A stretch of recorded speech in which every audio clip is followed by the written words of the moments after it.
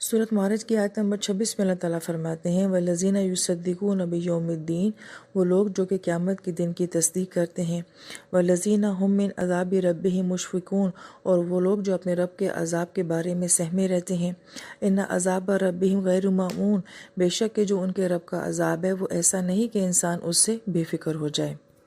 مفسرین کرام یہ فرماتے ہیں سورہ معارج کی یہ 13 آیات جن میں یہ بیان کیا گیا ہے کہ انسان اپنی سیرت اور کردار کی تعمیر کیسے کر سکتا ہے، اپنی خودی کی تعمیر کیسے کر سکتا ہے، اپنی شخصیت کو خوبصورت کیسے بنا سکتا ہے، تو اس کا اب تیسرا جو ہے وہ پہلو بیان کیا جا رہا ہے، اور اس میں نماز کے بعد اللہ تعالیٰ کی راہ میں خرچ کرنے کے بعد یہ تیسرا جو عمل بیان کیا جا رہا ہے اس کا تعلق ہمارے نظریے ہماری سوچ کے ساتھ ہے۔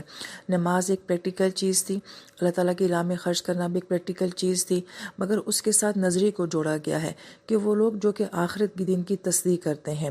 مفسرین کرام یہ فرماتے ہیں کہ یہ ناممکن بات ہے کہ آخرت کے تصور کے بغیر آپ اپنی شخصیت میں کسی بھی قسم کی کوئی تبدیلی لے کر آ جائیں۔ اگر ہمارے اندر سے یہ خوف نکال دیا جائے کہ ہم نے مرنا نہیں ہے اور ہم نے مرنے کے بعد کسی کا جواب دہ نہیں ہونا ہے، ہم نے اپنے رب کے سامنے کھڑا نہیں ہونا ہے، تو پھر کوئی انسان نیک عمل کیوں کرے اور گناہ سے بچنے کی کوشش کیوں کرے؟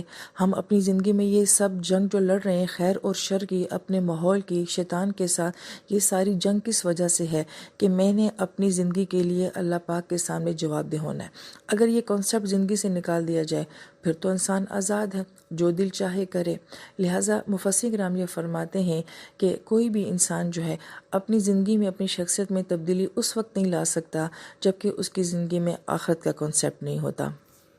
اسی بات کو سورہ بقرہ میں ہماری قرآن کی ابتدا میں بھی بیان کر دیا گیا وَالَّذِينَ يُؤْمِنُونَ بِالْغَيْبِ وَيُقِيمُونَ الصَّلَاةَ وَمِمَّا رَزَقْنَاهُمْ يُنْفِقُونَ وَبِالْآخِرَةِ هُمْ يُوقِنُونَ، یعنی کہ وہاں پہ بھی یہی ترتیب بتائی جا رہی ہے کہ غیب پر ایمان، پھر نماز، پھر اللہ تعالیٰ کی راہ میں خرچ اور پھر آخرت کا یقین، یہ ایک کمبینیشن ہے۔ اس کے بغیر جو ہے وہ بھی کسی بھی قسم کی نجات جو ہے وہ ممکن نہیں ہے۔ پھر آیت مبارکہ میں جو مشفقون کا لفظ آیا ہے، مفسرین کرام یہ فرماتے ہیں کہ لفظ جو ہے شفق سے ہے، اور شفق ایسا وقت ہوتا ہے جب کچھ روشنی اور کچھ اندھیرا ہوتا ہے۔ لہٰذا مفسرین کرام یہ فرماتے ہیں کہ اس لفظ کا تعلق جو ہے مومن کی اس کیفیت کے ساتھ ہے جس کو حدیث پاک میں بیان کیا گیا ہے کہ مومن خوف اور امید کے درمیان میں رہتا ہے۔ لہٰذا ایمان والے کے اندر یہ دونوں کیفیات ہوتی ہیں کہ وہ سزا سے ڈرتا بھی رہتا ہے اور اس کو جنت کی امید بھی ہوتی ہے۔ قرآن پاک پہ اگر غور کیا جائے تو اللہ تعالیٰ نے ہمیں جہنم بہت سنائی ہے۔ اس کا مطلب ہے کہ یہ خوف کا ہونا، سزا کا ہونا، یہ بھی انسان کی شخصیت اور کردار کے لیے بہت ضروری عمل ہے، اور اس کے ساتھ جنت کی امید ہونا یہ بھی ضروری عمل ہے۔ لیکن اہل علم یہ فرماتے ہیں کہ ان دونوں کے درمیان میں بیلنس رکھنا بہت ضروری ہے۔ ہمارے معاشرے میں یہ دونوں سوچیں نظر آتی ہیں، اور مگر دونوں ہی ایکسٹریم پہ نظر آتے ہیں۔ ایک طبقہ ایسا ہے کہ جو صرف امید کے ساتھ جی رہا ہے کہ اللہ تعالیٰ کی ذات غفور و رحیم ہے، وہ معاف کر دے گی۔ لہٰذا ان لوگوں کو تو ان کا جواب سورہ مزمل میں مل گیا تھا کہ وہ رات کی ساری عبادات اور اللہ تعالیٰ کے ساتھ تبتل کی کیفیت کا ہونا، حجر جمیل کا ہونا۔ اس کے بعد اللہ پاک سورہ مزمل کے آخر میں فرماتے ہیں وَاسْتَغْفِرُ اللَّهَ إِنَّ اللَّهَ غَفُورٌ رَحِيمٌ، کہ یہ سارے عمل کرنے کے بعد اللہ تعالیٰ سے معافی مانگو تو اللہ تعالیٰ کی ذات بہت معاف کرنے والی ہے۔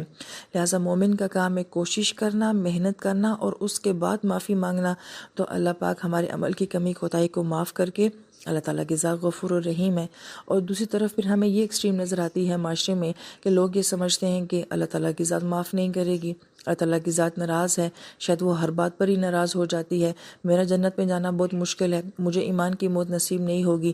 یہ بھی ایک ایکسٹریم ہے، اور یہ اتنی خوفناک ایکسٹریم ہے کہ جس انسان کے اندر خوف غالب ہو جاتا ہے وہ بھی عمل نہیں کر سکتا، اور جس انسان کے اندر امید غالب ہو جاتی ہے وہ بھی عمل نہیں کرتا۔ لہٰذا یہ آیات جو ہے قرآن ہمیں سمجھا رہا ہے کہ ان دونوں کے درمیان میں رہو۔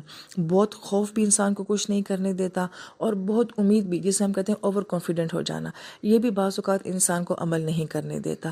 ان دونوں کے درمیان میں رہ کے جو ہے ایمان والے کو چلنا ہوتا ہے۔ لہٰذا مفسرین کرام یہ فرماتے ہیں کہ اس آیت کی یہ تفسیر جو ہے اس کا تعلق میری انفرادی ذات کے ساتھ ہے، میری ذاتی شخصیت کے ساتھ ہے، لیکن اسی آیت مبارکہ کا ایک اجتماعی پہلو بھی ہے۔ اب اس کو دیکھ لیتے ہیں۔ وہ یہ فرماتے ہیں کہ مشفقون لفظ جو ہے یہ لفظ شفقت سے بھی ہے، اور شفقت جو ہے وہ کسی دوسرے کے اوپر کی جاتی ہے، تو مشفقون کا معنی یہ ہے کہ دوسروں کے لیے، اپنے اہل و عیال، اپنی اولاد، اپنے پڑوس، بلکہ کل امت کے لیے فکر مند رہنا۔ یہاں پہ مفسرین کرام جو بہت ہی اہم نقطہ بیان کر رہے ہیں وہ سمجھنے کی ضرورت ہے کہ وہ فرماتے ہیں کہ جب آپ کسی کی دنیا کے لیے فکر مند ہوتے ہیں تو آپ کسی کی آخرت کے لیے فکر مند کیوں نہیں ہوتے؟ تو گویا کہ کسی انسان کی آخرت کے لیے فکر ہونا یہ مشفقون کے اندر کیفیت پائی جاتی ہے، شفقت کے اندر یہ کیفیت پائی جاتی ہے۔ اب میں اپنی اولاد کے لیے بہت شفقت رکھتی ہوں، لیکن مجھے اس بات کی فکر ہے کہ ان کی سکولنگ کیسے جا رہی ہے، ان کی اکیڈمی کیسے جا رہی ہے، ان کی جاب کا کیا ہوگا، یہ دنیا میں کیسے سروائیو کریں گے۔ لیکن کیا مجھے اپنی اولاد کی آخرت کی بھی اتنی فکر ہے؟ کیا میں اس کے ساتھ شفیق بھی ہوں؟ مجھے اپنے شوہر کی صحت کی بہت فکر رہتی ہے، کاروبار کی، نوکری کی فکر رہتی ہے، کیا مجھے ان کی آخرت کی بھی فکر ہے؟ ہمیں اپنے ماں باپ بہن بھائیوں کے ساتھ بہت پیار ہوتا ہے، لیکن کیا ہمیں ان کی آخرت کے ساتھ بھی پیار ہے؟ اور پھر سب سے بڑھ کر شاید ان سب کا تو ہم پھر بھی خیال کر لیں، کیا ہم کل امت کے لیے یہ بات سوچتے ہیں کہ یہ امت کہاں جا رہی ہے اور میری وجہ سے کسی کو جنت مل جائے اور میری وجہ سے کوئی جہنم میں بچ جائے؟ کیا یہ شفقت میں کسی دوسرے کے لیے محسوس کرتی ہوں؟ اب ہمیں اس بات پہ تو ترس آ جاتا ہے کہ کوئی بندہ بھوکا ہے، کسی کے پاس کپڑا نہیں ہے، یا کسی کی شادی نہیں ہو رہی ہے، کوئی آ کے ہم سے مانگتا ہے تو ہم دے ہی دیتے ہیں، صدقہ خیرات کر ہی دیتے ہیں۔ لیکن کیا ہماری یہ بھی سوچ ہے کہ اگر میں اس کو دنیا کی مشکل سے بچا رہی ہوں تو میں اس کو آخرت کی مشکل سے بھی بچا لوں؟ تو کیا کوئی کسی کی آخرت میں بھی صدقہ کرتا ہے؟ تو کیا کوئی کسی کی موت کے لیے بھی صدقہ کرتا ہے؟ ہم جب کسی کی دنیا کے لیے سوچتے ہیں تو کیا ہم کسی کی آخرت کے لیے بھی سوچتے ہیں؟ لہٰذا ہم راشن لگوا دیتے ہیں، زکوٰۃیں تقسیم کر دیتے ہیں، کپڑے تقسیم کر دیتے ہیں۔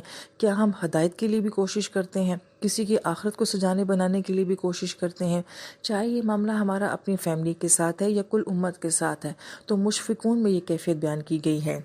اب اہل علم یہ بات بیان فرماتے ہیں کہ اس آیت مبارکہ کا تعلق کس کے ساتھ ہے کہ ہم اپنے کردار کو خوبصورت کیسے بنا سکتے ہیں، اپنی شخصیت کی تعمیر جو ہے وہ اعلیٰ معیار پہ کیسے کر سکتے ہیں۔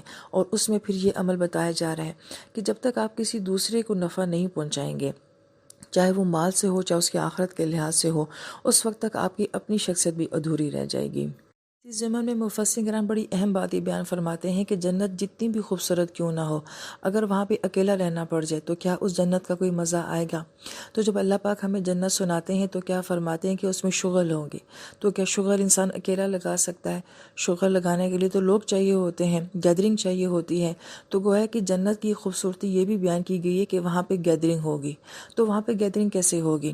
کیا کوئی انسان اپنی اولاد کے بغیر، اپنے ماں باپ، اپنے بہن بھائیوں، اپنی فیملی، ایون کہ اپنے ملک والوں کے بغیر، ایون کہ اپنی امت کے بغیر، کیا وہ سوچ سکتا ہے کہ وہ جنت کو انجوائے کر سکے گا؟ ناممکن بات ہے۔